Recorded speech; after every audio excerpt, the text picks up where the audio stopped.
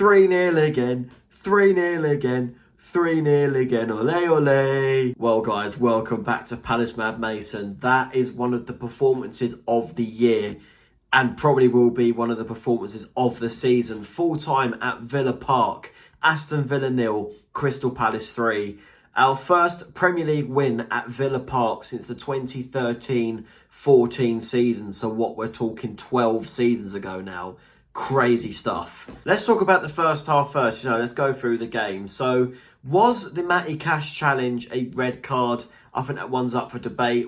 Was it reckless or dangerous?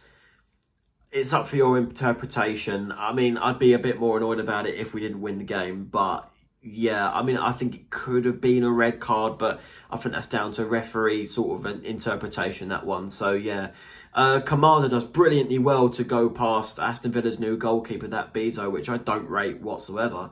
Won the penalty and Mateta calmly, coolly slotted it away into the bottom corner to make it 1-0 Palace. And we did get let off, to be fair. Chance for Ollie Watkins, brilliant save from Henderson. Also made a brilliant save in the second half. I think it was tonight to deny Rodgers with a deflected effort that was, squirming in towards that near post. It was a brilliant save from Henderson there as well to keep it at 1-0.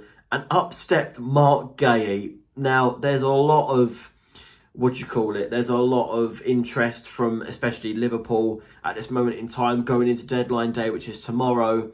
For Mark Guehi, please don't leave. That is the best goal he has scored in a Palace shirt. Please do not leave. What a goal that was. To cut in and shoot at that top corner as a centre-back. I don't think in my time of supporting Palace, I've seen a centre-back score a better goal than that. And I'm talking since 2011, since I've been a Palace fan since. I can't think of a better goal a centre-back has scored for us. That was crazy. For it to nestle in the top corner like that, I was out my seat. Wonderful goal. And then on came new signing Yeremy Pino. I was a little bit disappointed that he didn't start the game. However, when he came on, I know Villa may have been a bit, sort of down and out, really, with the 2-0. But he looked absolutely brilliant when he came on. He got some nice, neat passes, looked cool under pressure. He was really, really good out there. And he nearly set away Lerma when it was 3-0. Nearly set up Lerma for a 4-0. It was just Lerma, a good save from the keeper in the end. But the goal for 3-0, obvious who scored it, isn't it? Ismail Assar. I believe that's his 7th goal in 4 games or something against Aston Villa. Crazy numbers that he's putting up against Aston Villa. And he's got their number, definitely. Throw in from, I believe it was Lerma, flicked on by Maxence Lacroix, and then headed in by Ismail Assar for 3-0. And that really killed off the game. And like I said, Lerma did have a chance for 4-0 as well. Now, this review has one message. Back this manager now, please. Right?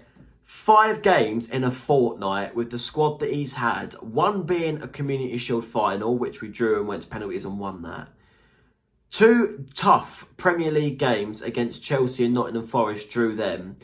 Villa Park's not an easy place to go to. Like I said, it's our first time in 12 years or 12 seasons we've won at that ground in the Premier League. As much as we take the mick how we've, unbeaten against them in 2 years or something, it's difficult to go to Villa Park and get all 3 points. And for him to do that in that fashion was brilliant.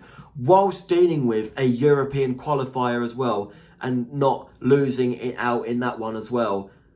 What could this manager do with a fully fit squad with more senior players in it?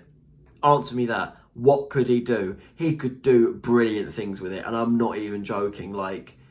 Back him, please. He's setting records. This is our 14th competitive match in a row that we've not lost. Our last competitive defeat was the 5-0 defeat to Newcastle in early April of last season. Back this manager, please. In terms of the Premier League table, we look quite healthy in the Premier League at the start of the season, which is very, very, very rare. I think it's our best start to a Premier League campaign since 2020. Someone will probably correct me on that one, but we sit in 8th place right now, the only Premier League team with 5 points, and we're the only one of 3 Premier League teams currently unbeaten, and the other 2 are the top 2 in Liverpool and Chelsea. So, yeah, superb stuff. Really, really good. If I had to give a man of the match, it's going to Mark Guehi. It is going to Mark Guehi for the composure of him playing while dealing with the rumours, him actually playing's a bonus, and the goal, phenomenal. For a centre-half to be banging in a goal like that, top draw stuff from Mark Guehi, and I do not want to be making a video tomorrow of his departure. Please don't. Like, I like making videos, don't get me wrong, but that's not one that I want to make.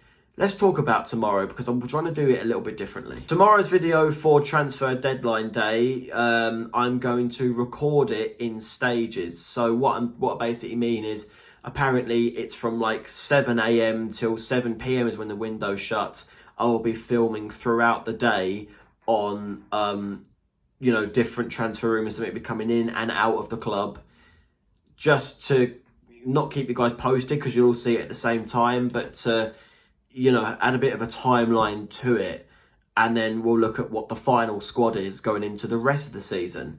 But 8th place going in the international break is brilliant, with our next 2 games after it being Sunderland at home and West Ham away. Can't wait. Honestly, like, for these players to have 2 weeks off as well is brilliant. Massive break for them, well deserved. Little bit of a negative, I suppose, but Ismail Assar did go off with holding his hamstring, which is never really a good sign. And Adam Wharton also went off. I think he went down off the ball, which is probably the worst injuries. And they are 2 really important key players for us this season. So let's hope it's nothing serious and they can get back to action in mid-September. Anyway, guys, my next video, again, like I said, is going to be transfer deadline day. Let's hope it's a good one. Like, share, subscribe, and I will see you guys next time. Get in.